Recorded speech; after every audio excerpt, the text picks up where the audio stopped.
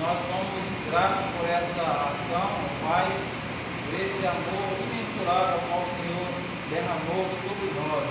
Por isso, ó Deus, somos gratos pela salvação e somos gratos porque a própria Senhor nos deu a Tua palavra para que possamos olhar para ela, meditar nela, sobre ela e, sendo assim, viver conforme a vontade do Senhor que nos instrui através da Tua palavra.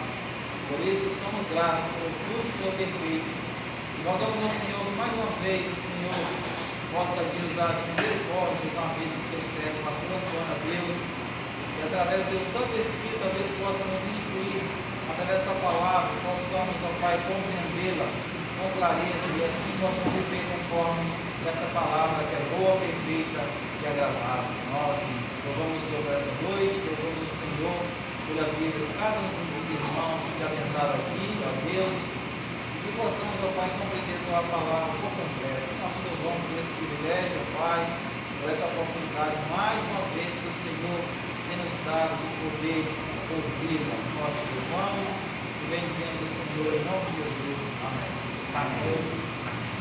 O Senhor nos abençoe e nos conduza. Vamos para a palavra do Senhor, nosso estudo dessa noite, continuando nossas reflexões no Sermão do Monte. Olhemos então para o capítulo 5, a partir do versículo 17, versículos 17 a 20, a relação do cristão com a lei de Deus. Mateus capítulo 5, de 17 a 20. Aqui inicia aquele grande bloco sobre a relação do cristão com a lei de Deus, especialmente Cristo mostrando a sua relação com a lei.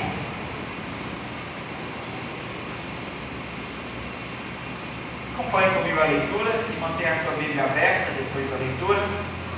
Diz assim a palavra do Senhor: Não penseis que vim revogar a lei ou os profetas. Não vim para revogar, vim para cumprir. Porque em verdade vos digo, até que o céu e a terra passem, nem um i ou um tio jamais passará da lei, até que tudo se cumpra. Aquele, pois, que violar um destes mandamentos, posto que dos menores, e assim ensinar aos homens, será considerado mínimo no reino dos céus. Aquele, porém, que os observar e ensinar, esse será considerado grande no reino dos céus. Porque vos digo que se a vossa justiça não excederem muito a dos escribas e fariseus, jamais entrareis no reino dos céus. Vamos orar mais uma vez? Senhor nosso Deus, bendito Pai, Tu que nos deste a Sua santa palavra, ó Deus, por meio da inspiração do Teu Santo Espírito, Tu que também, Senhor, nos concedeste o Espírito da promessa que habita conosco, concede-nos agora, Senhor, compreender pela iluminação deste mesmo Espírito a palavra que o Senhor nos deu, dando-nos graça, Senhor, para que possamos entendê-la e desejar a obediência dela.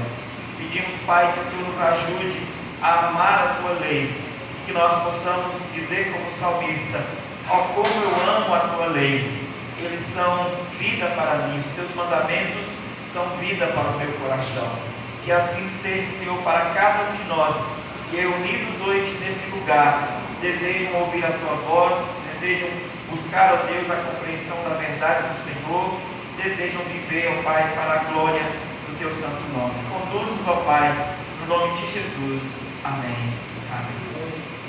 Irmãos, mais uma vez nós precisamos relembrar que o Sermão do Monte ele é ensinado da perspectiva de reino. Jesus, como o legislador, como rei, dá ao seu povo, aos seus discípulos, qual é a ética do reino, qual é a vida do reino, o que se espera dos seus cidadãos, qual é a vida que se espera daqueles que estão inseridos no reino, mediante a obra dele mesmo, a obra do nosso Senhor Jesus Cristo. Então, quando pensarmos no Sermão do Monte, nós temos que sempre pensar nele como súditos diante do grande Rei Jesus Cristo. Então nós somos súditos do reino e ele é o nosso Rei, aquele que conduz as nossas vidas, aquele que governa as nossas vidas. Nesse sentido, então, Jesus como Rei está dizendo começou no capítulo 5, no início, nas bem-aventuranças, dizendo quais são as características dos cidadãos que compõem esse reino. Então ele começa já indicando qual é o caráter do cidadão deste reino, quais são as características, qual é a essência da vida do cidadão deste reino. O interessante é que ele termina a última bem-aventurança falando do confronto entre este cidadão do reino e os reinos que são contrários a Cristo, o reino que se opõe a Cristo. Então ele mostra a perseguição que este cidadão do reino passa por estar num mundo que é hostil ao Evangelho, que é hostil ao seu reino, que é hostil ao próprio reino. Então ele mostra esse confronto entre o reino do mundo e o reino de Cristo, o reino de Deus, dizendo: olha, a igreja será perseguida. Seguindo, logo depois de mostrar esse confronto, ele então mostra para os seus discípulos que apesar dessa perseguição, apesar de o mundo ser hostil a estes membros do reino, a esses cidadãos do reino, estes cidadãos têm que ter uma postura diante do mundo que seja uma influência positiva para o mundo. E aí então ele fala da natureza da influência do crente no mundo, usando as duas figuras, o sal e a luz. Ele usa essas figuras, como nós vimos aqui há algumas semanas atrás, não no sentido de que os crentes deveriam receber como imperativo, né? Olha, sejam luz ou sejam sal. Não era este o sentido. O que ele estava mostrando era que era da natureza do reino, era da natureza do crente, salvo pela graça do Senhor Jesus, ser sal e ser luz. Assim como o sal é da natureza do sal salgar, deve ser da natureza do redimido influenciar o mundo positivamente. Assim como é da natureza da luz iluminar, deve ser da natureza do crente, do redimido, fazer diferença no mundo. A diferença está em como nós estamos sendo, ou como o sal e a luz estão sendo usados, né? E aí ele então ele fala, usando essa ilustração, fala do sal que não tem mais utilidade, é lançado fora para ser pisado pelos homens, e da luz que pode ser escondida debaixo de um alqueire, ou pode-se tentar esconder a luz. Não é assim, não é para isso que foi criado. A luz não é para essa utilidade, para ser escondida, para essa finalidade, para ser escondida. A luz é para ser vista. Assim, o Senhor Jesus está dizendo então que o crente deve, por ser sal e luz, ter uma atitude diante do mundo que de fato exerça influência, salgue e ilumine este mundo que nós vivemos. Aí então ele vai passar a mostrar agora o que deve reger a vida do crente para que ele possa exercer essa influência no mundo. Já que ele está num mundo hostil, a lei do mundo perdido, as leis do mundo sem Deus são contrárias ao reino, agora ele apresenta a lei do reino, o princípio de obediência que o cidadão do reino deve seguir.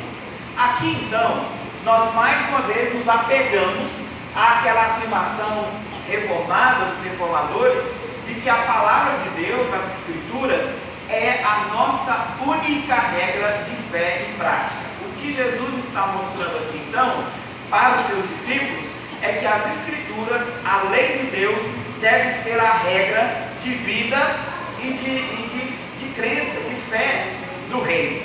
Não é possível viver no reino a parte desta lei ou contrários a esta lei. Quem assim se propõe não pertence ao reino, é do outro reino, é de fora do reino, não é do reino de Cristo. E aqui o Senhor Jesus começa exatamente mostrando que ele mesmo, que não está submisso à lei, que não está submisso no sentido de que ele não tem a necessidade da lei para regulá-lo, porque ele não tem pecado. Nós que somos pecadores é que temos necessidade da lei para mostrar se estamos certos ou errados, se estamos no caminho ou não, para nos guiar ao arrependimento, nos guiar a Cristo e nos guiar à obediência. Cristo, que não tem necessidade da lei, mostra qual é a sua relação com a lei, mostra como ele mesmo vê, percebe e obedece à lei de Deus. Então aqui ele começa mostrando que ele é tanto a graça para a obediência, mas também o modelo para a obediência. Nós temos então em Cristo graça para a obediência e modelo para a obediência. Aqui nós temos que tomar muito cuidado, porque em algum sentido a igreja tem nos últimos tempos transformado Cristo apenas como um modelo de obediência, um modelo a ser seguido. Cristo não é um modelo somente para a igreja. Ele é, em primeiro lugar, o nosso Salvador. Então não conseguimos segui-lo como modelo sem primeiro sermos salvos por ele. Essa é a primeira verdade que nós devemos perceber, entender a respeito de Cristo como legislador. Nós não podemos obedecer a sua lei sem primeiro conhecê-lo como nosso Salvador, sem primeiro encontrá-lo como nosso Salvador. Então o legislador é o nosso Salvador primordialmente. A segunda coisa que nós precisamos entender é que nós não conseguimos também obedecer esta lei sem entender Cristo como aquele que concede graça para a obediência e santificação. Ele não é somente o nosso Salvador, mas ele é também o doador de graça para a salvação. Ele é o nosso santificador também. A graça para a santificação também é concedida pela sua obra, pelo que ele fez por nós, pelo que ele concede a nós como seu povo. E por último, então podemos entendê-lo como um modelo de obediência, mas antes entendendo como Salvador e doador de graça. Se nós eliminarmos essas duas coisas, nós transformamos Cristo apenas num modelo, e aí é um grande problema, porque as pessoas têm outros bons nomes como exemplo, como modelo, e qualquer pessoa pode ser tomada como modelo. Qualquer bom crente pode ser tido como um modelo de vida cristã. E a Bíblia nos diz que nós devemos ser modelo. Paulo, escrevendo a Timóteo, diz a ele que ele tem que ser padrão dos fiéis na disciplina, na oração, no amor, na obediência à palavra de Deus, no zelo. Ele tem que ser modelo para os demais cristãos. Paulo mesmo se apresenta como modelo, chamando os crentes a imitarem a Cristo como ele é imitador de imitá-lo como ele é imitador de Cristo. Sede meus imitadores, como eu também sou de Cristo. Então nós não podemos, nós temos que tomar o cuidado de, ao olhar para Cristo como legislador e olhar para a sua lei, tomar o cuidado de não ter ele apenas como um modelo para nós, porque isso cabe a outras pessoas também. Só ele é Salvador, só ele pode nos conduzir na santificação, e só ele pode consumar a sua obra glorificando. Só ele, só a sua obra, não há outro meio. Como nós olhamos então para o que ele diz agora? Olhamos para ele como o nosso Salvador, doador de graça e modelo e padrão, mas agora ele é também aquele que dá o conteúdo, que nos mostra o conteúdo da lei. E aí, quanto ao conteúdo da lei, ele começa no versículo 17, mostrando para os seus discípulos qual é a sua relação com a lei que ele mesmo deu. Nós precisamos entender que foi ele quem deu a lei para Moisés no Sinai. Isso aí a gente já até pensou um pouco, refletiu um pouco, olhou sobre o modo como a lei foi dada para Moisés no Monte Sinai. O anjo do Senhor que apareceu a Moisés, que lhe deu a lei, que lhe disse como deveria conduzir o povo. O próprio Cristo revelou-se a Moisés. Então ele, como legislador, agora apresenta a lei de Moisés e ele apresenta aos seus discípulos o modo como os seus discípulos devem lidar com a lei de Moisés, mostrando como ele mesmo lida com a lei. E aí ele diz: eu não vim para revogar a lei ou os profetas.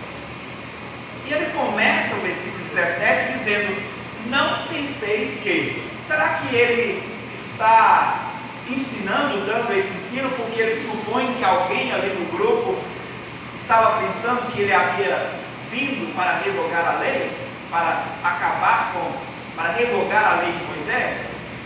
Certamente sim, mas especialmente porque em todas as épocas, nós temos a tendência de entender as coisas, a palavra de Deus, de modo errado, por causa do nosso coração corrompido pelo pecado.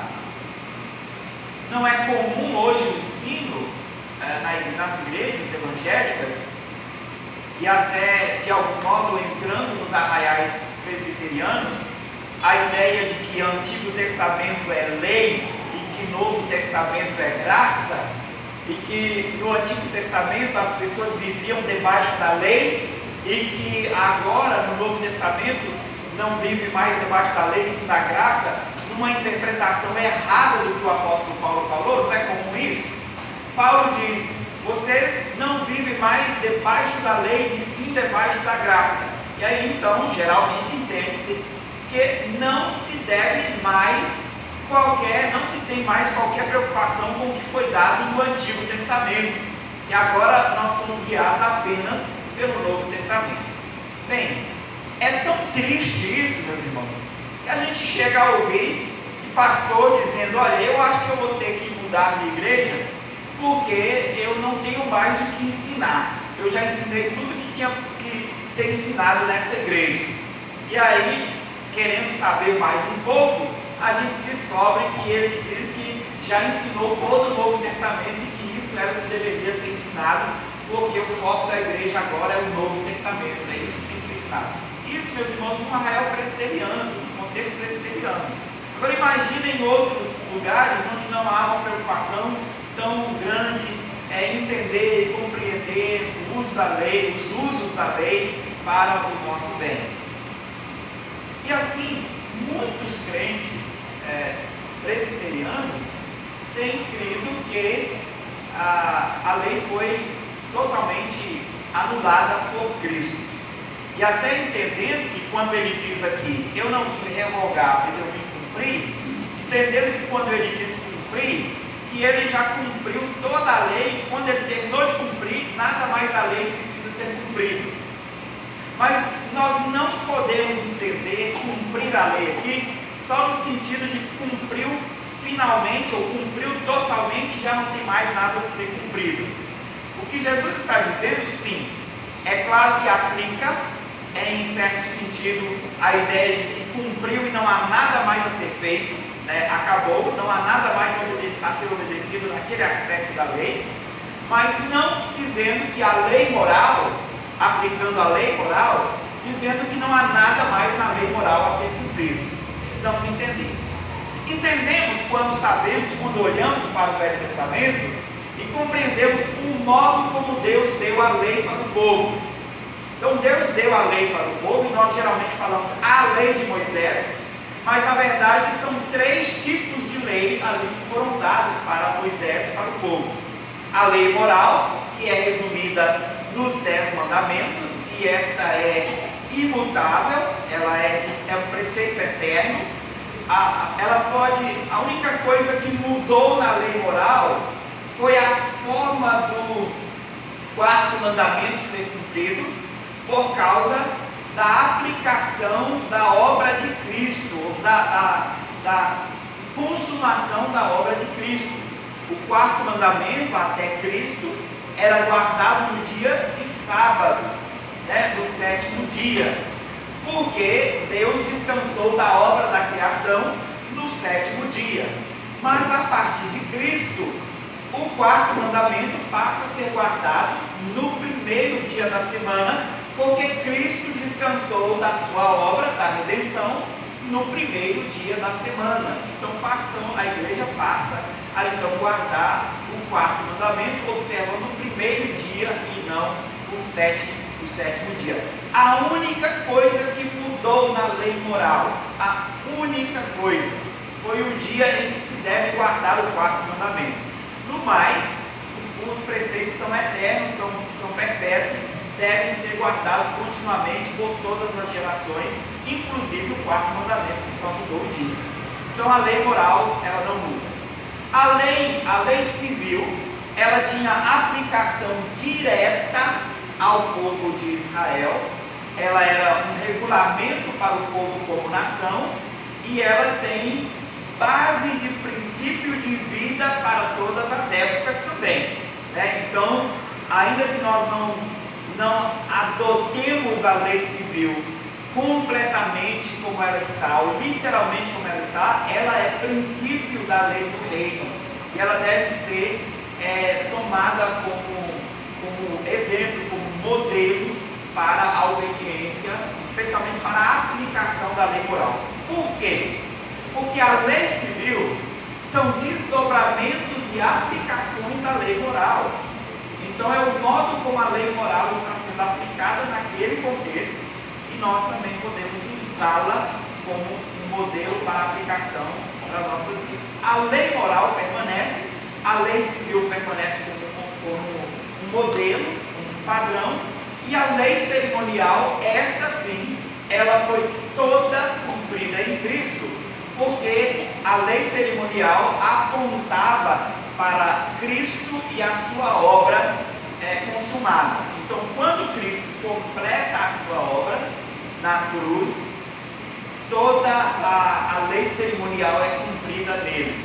Aquelas coisas da lei cerimonial eram sombras da realidade que Cristo trouxe. Então, o tabernáculo, os objetos do tabernáculo, os ritos, as festas, todas aquelas coisas ligadas ao cerimonial, à lei cerimonial, aquilo sim foi cumprido em Cristo, no sentido de que foi abolido pela obediência de Cristo, pela obra de Cristo. Tudo que Cristo fez é a realidade do que a lei cerimonial apontava e indicava. Então aquilo foi de fato abolido.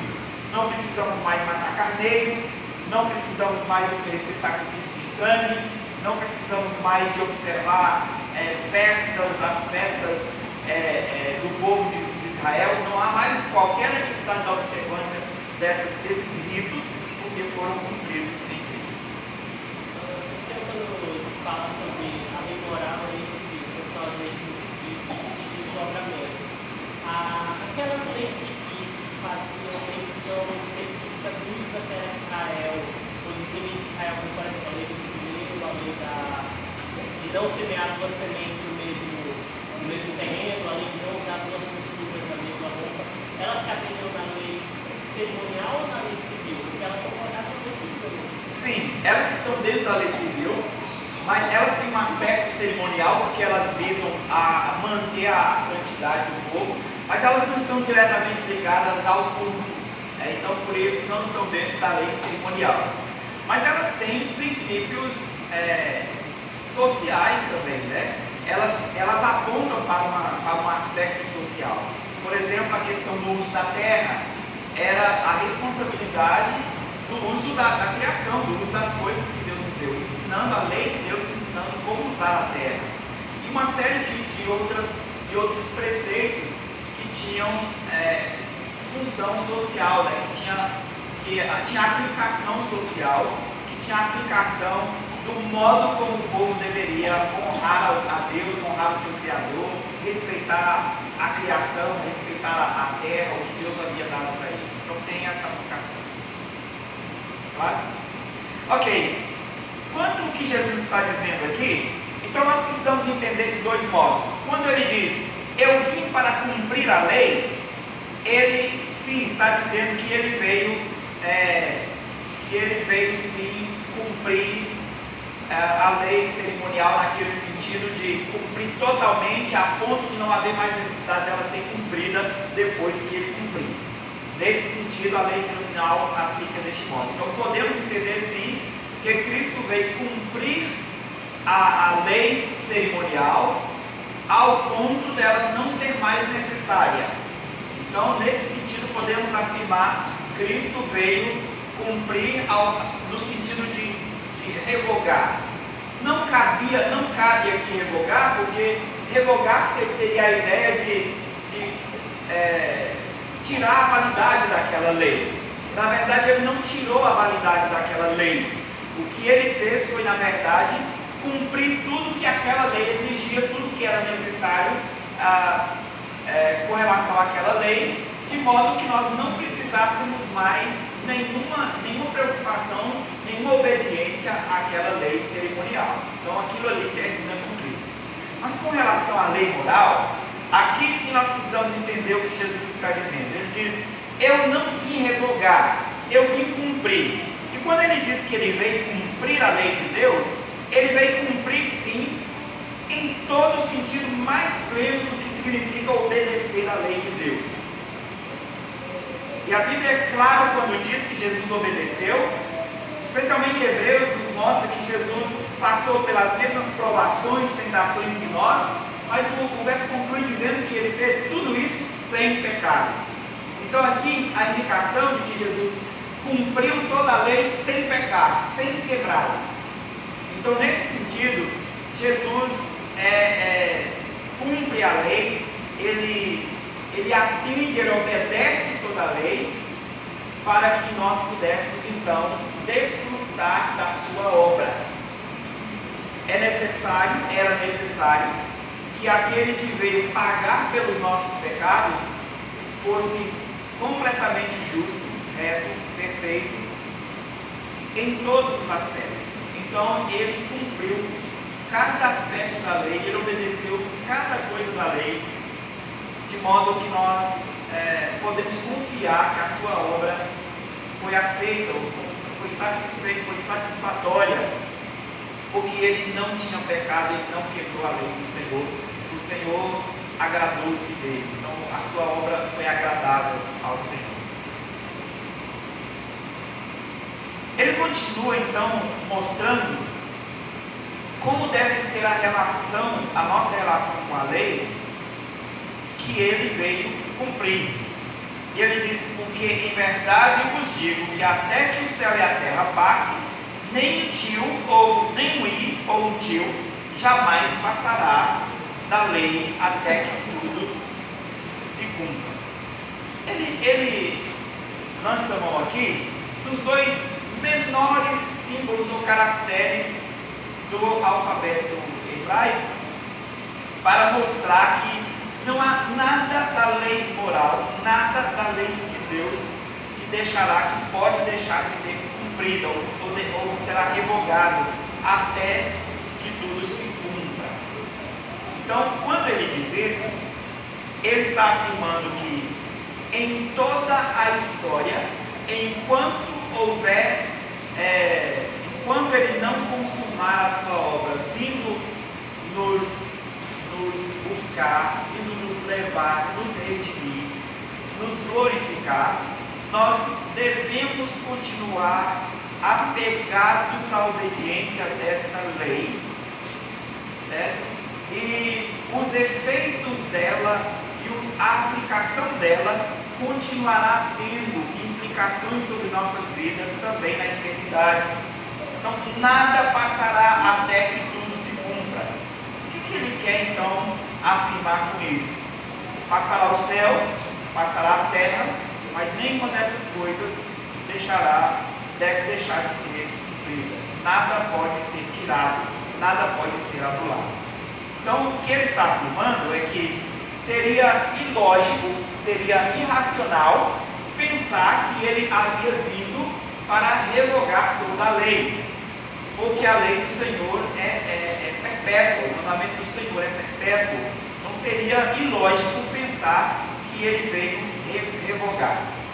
Então, pensando nisso, ele então nos dá a entender, nos conduz à compreensão de que esta lei é para todos os lugares e para todas as épocas.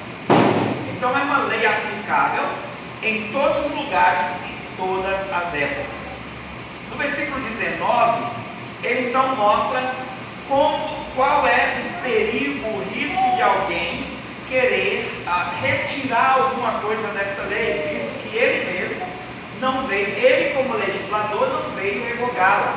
Então qualquer um que tirar alguma coisa dela sofrerá danos, mas aquele que ensinar e que guardar, este será recompensado. Então versículo 19: aquele, pois, que violar um destes mandamentos, posto que dos menores, e assim ensinar aos homens, será considerado mínimo no reino dos céus. Então, violar o mandamento, deixar de ensiná-lo, modificá-lo e ensinar o mandamento corrompido aos homens é um pecado grave.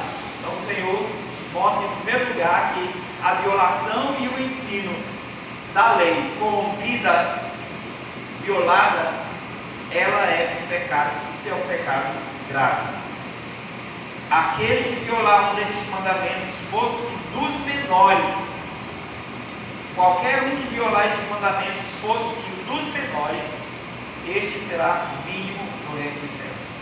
Qualquer um que ensinar aos homens este mandamento violado, também será mínimo diante dos homens.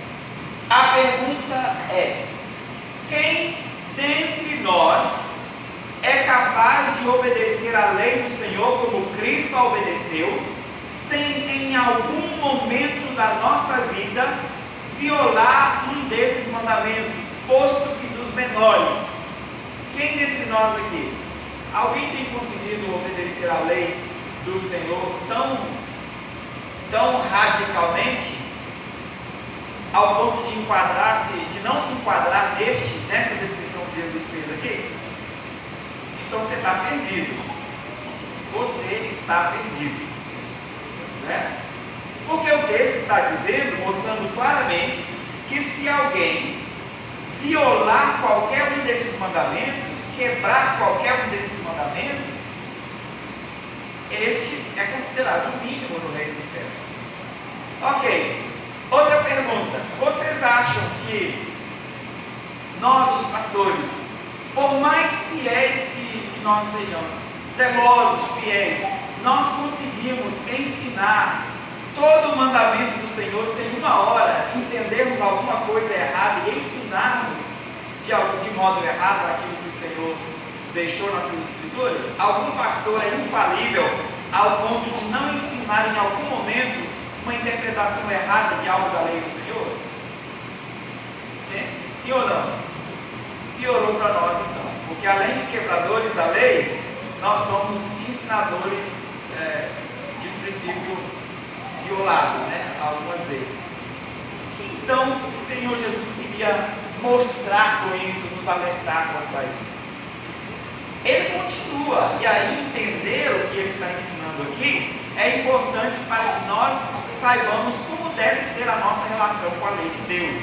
E ele continua dizendo: ora, do outro lado, aquele que observar e ensinar será considerado grande no reino dos céus. Então quem observar esta lei e quem ensinar corretamente essa lei será considerado grande no reino dos céus. Quem se enquadra aqui de observar corretamente, plenamente a lei do Senhor e ensiná-la plenamente, corretamente? Quem se enquadra nessa descrição aqui? Só ele.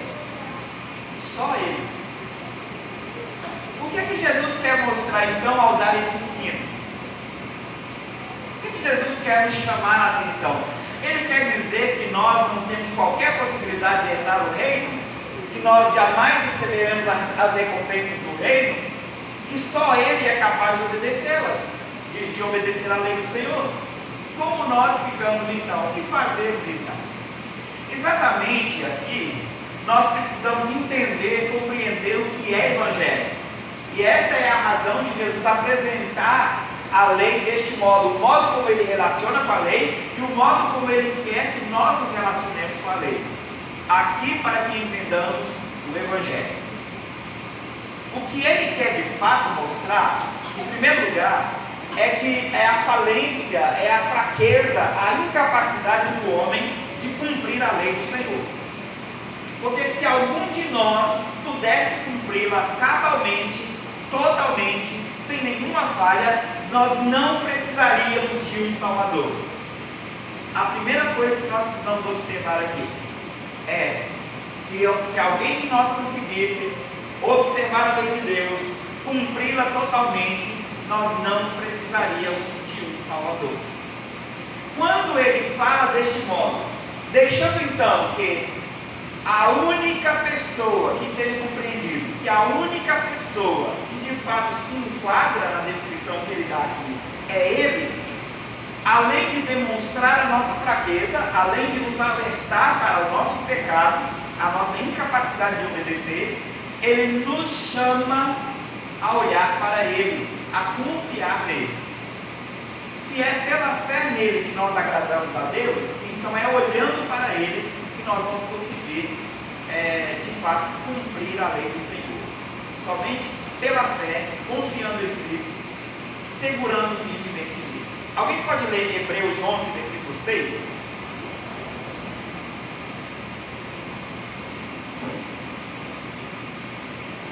Hebreus 11, verso 6. Quem achar pode ler, por favor?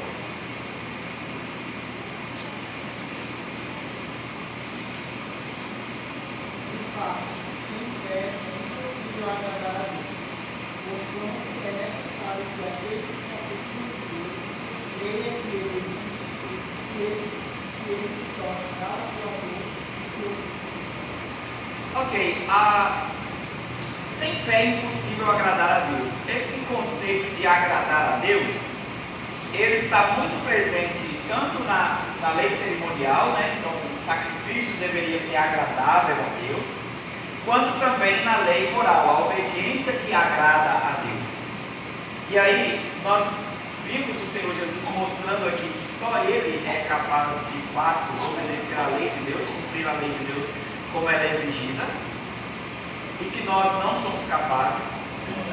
E aí Ele então nos chama para Ele, exatamente porque nas Escrituras está bem claro que é pela fé nele que nós agradamos o Senhor. É pela fé nele que nós conseguimos então agradar o Senhor. Não há outro meio, não há outro meio. O que Jesus quer mostrar então para nós claramente é que nós precisamos dele como Salvador e que nós precisamos dele como doador de graça para a obediência. Se nós não olharmos para a lei de Deus deste modo, em que nós nos transformaremos? Como eu já tenho alertado aqui várias vezes. Se nós olharmos para a lei de Deus sem compreender nossa fraqueza, sem compreender Cristo como nosso Salvador e sem compreender como nosso doador de graça para a obediência, o que nós nos tornaremos com a lei de Deus nas mãos? Legalistas terríveis. Legalistas terríveis. Daquele tipo que não consegue perceber suas próprias falhas e, além do mais, o pior que isso, coloca a si mesmo como padrão de justiça para os outros. Este é o pior tipo de legalista, que não consegue perceber suas próprias falhas e que coloca a si mesmo como padrão de justiça para os outros. Isso Jesus condenava nos fariseus. A parábola do publicano que eu tenho diversas vezes voltado aqui, relembrado dos irmãos, do fariseu e do publicano. O fariseu orgulhando-se de não ser como os demais pecadores, roubadores, adúlteros, e não ser como aquele publicano que estava ali do seu lado. E ele então ali, na verdade, ele se aproxima de Deus confiado na sua própria justiça, e ele mede o seu vizinho, o seu colega, o seu vizinho de adoração ali, a partir de si mesmo. Ele era o padrão, ele era a régua que media a justiça do outro. Eu não sou como ele, eu sou o padrão de justiça, ele não. Então, é isso que acontece com alguém que, com a lei de Deus em mãos, não olha para Cristo como o seu Salvador e como o doador de graça para a obediência. E é isso que Cristo quer fazer. Fazer com que nós olhemos para Ele, porque este é o único meio de agradarmos a Deus. Este é o único meio de agradarmos ao nosso Senhor.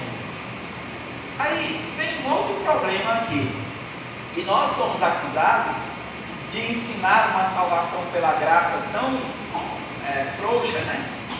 E somos acusados de ensinar que os crentes, uma vez salvos, têm a segurança que eles não perdem a sua salvação, que os crentes foram eleitos antes da fundação do mundo e que nada pode mudar essa posição do crente. E aí nós somos acusados, então, injustamente, é claro, de estar ensinando que não é necessário, ou que, talvez não ensinando que não é necessária a obediência da lei, mas talvez induzindo as pessoas a pensarem que elas não precisam obedecer à lei de Deus, porque Jesus é quem obedece por elas. Mas não é essa a verdade. A regra que aplica-se a nós: se alguém não cumprir a lei de Deus, e se alguém ensinar erradamente a lei de Deus, sofrerá os danos que o legislador imporá. Somente aqueles que obedecerem e ensinarem, observarem e ensinarem corretamente a lei de Deus, serão tidos como grandes no reino dos céus, serão recebidos, serão exaltados no reino dos céus. E isso se aplica. Agora, o modo como nós chegamos a isto é pela confiança em Jesus Cristo, somente pela confiança em Jesus Cristo. Algum de nós é capaz de chegar diante de Deus e ser aprovado como alguém que observou, e aqueles que ensinaram, é claro, nós os pais espirituais, os pastores e os pais que tiveram o encargo de ensinar aos seus filhos, serão considerados como alguém que ensinou corretamente a lei de Deus? Como? Se eles continuamente reconheceram que não eram capazes de obedecer, mas que ao lado desse reconhecimento de que não é capaz de obedecer, tem o desejo e a luta pela obediência constante, ao lado dessa certeza de que não é capaz de obedecer, tem a confiança na graça de Cristo, tendo Cristo como aquele que nos dá graça para a obediência. Então, nesse caso, por causa de Cristo e baseado somente nele, na sua justiça e nos seus méritos, é que nós somos aprovados diante de Deus como alguém que observou e ensinou a lei de Deus. Agora, não é correto pensar que porque Cristo obedece à lei de Deus por nós não precisamos mais obedecer à lei de Deus. Não há necessidade de uma obediência à lei moral, porque Cristo cumpriu a lei por nós, porque Cristo obedeceu por nós. Isso não é verdadeiro, porque o mesmo Cristo que cumpriu a lei por nós e que nos salvou, nos chama e nos manda obedecer à lei. Mais uma vez, relembrando que a vida cristã é este vai e vem, de olha para a lei, olha para a cruz, olha para a lei, olha para a cruz. É este vai e vem constante, desde o primeiro momento da sua vida, desde o primeiro momento que o Espírito Santo te alcançou, regenerando o seu coração e te conduzindo à fé. Este trânsito é feito de você olhar para a lei, de você desesperar-se de si mesmo, ver que você não é capaz de obedecê-la, mas aí a própria lei te apontar para Cristo, fazer você olhar para Cristo, e você corre para Cristo, recebe graça, e ao ser perdoado, e ao ser acolhido, abraçado pelo Salvador, Ele te manda olhar para a lei, Ele te manda obedecer à lei, e aí você volta a obedecer à lei, e a lei mais uma vez te mostra que você continua errando, e ao te mostrar que você continua errando, ela te faz de novo olhar para Cristo, e você vai viver a sua vida cristã todinha nesse trânsito, nesse vai e vem, lei, cruz, lei, Cristo, lei, Cristo. E exatamente porque nós fomos salvos para a obediência. Nós não obedecemos para ser salvos. Quem obedeceu para que nós fôssemos salvos foi Cristo. Nós não obedecemos a lei para sermos salvos, mas nós todos salvos obedecem porque foi salvo. Nós obedecemos porque fomos salvos. E é contrário à natureza e especialmente contrário às Escrituras, que alguém que tenha sido salvo pela graça de Deus possa dizer: agora eu posso pecar tranquilo porque eu sou salvo. Se alguém disser isso, ele está dizendo: eu não sou salvo. Porque o salvo, ele tem a disposição do seu coração mudada pelo Espírito, para que ele confie em Cristo e deseje a santidade do Cristo que o salvou. Esta é a verdade a respeito da lei de Deus, do modo como o crente relaciona com a lei de Deus. Deste modo, Jesus então nos mostra que é necessária uma confiança plena, inteira nele. E ele termina o versículo 20, conclui o pensamento sobre a obediência da lei no versículo 20, dizendo: porque vos digo que se a vossa justiça não exceder em muito a dos escribas e fariseus, jamais entrareis no reino dos céus. O que Jesus quer dizer com isso? Nós temos aquela ideia de que os escribas e fariseus eram homens imorais, de vida suja, de vida pública reprovável, quando na verdade não era. Os membros do Sinédrio, em sua grande maioria, eram fariseus, se não todos. Nós podemos citar, por exemplo, Nicodemos, que era um fariseu. Paulo, não sabemos qual era a função exata de Paulo no Sinédrio, mas ele tinha um encargo perante o Sinédrio.